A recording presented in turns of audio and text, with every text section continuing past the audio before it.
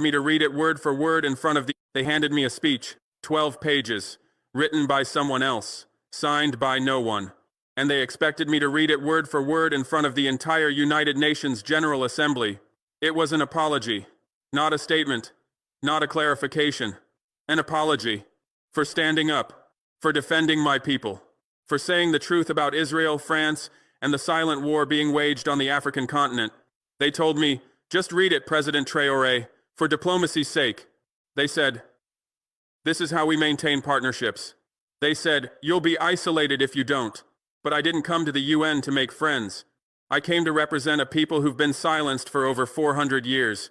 So I folded their script in half, and when I stepped up to that microphone, I brought my own words, words that shook the chamber. It all started with my speech 2 months ago, the one they said went too far.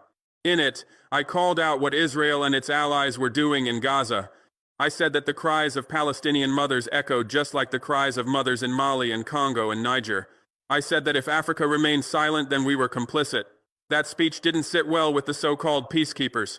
A week later, I received an official letter from the UN Secretary General's office. It said my remarks had caused diplomatic tension and undermined regional cooperation. They asked me to appear before the Assembly, not to speak freely, but to clarify my position. Let me be clear. They didn't want a clarification. They wanted a confession, and they didn't stop there. Calls came in from Paris, from Washington, from Tel Aviv. Back channels were activated, offers were made, threats followed. We can reconsider development aid if you're willing to walk it back. We understand your position, but surely you don't want sanctions. Then the final blow.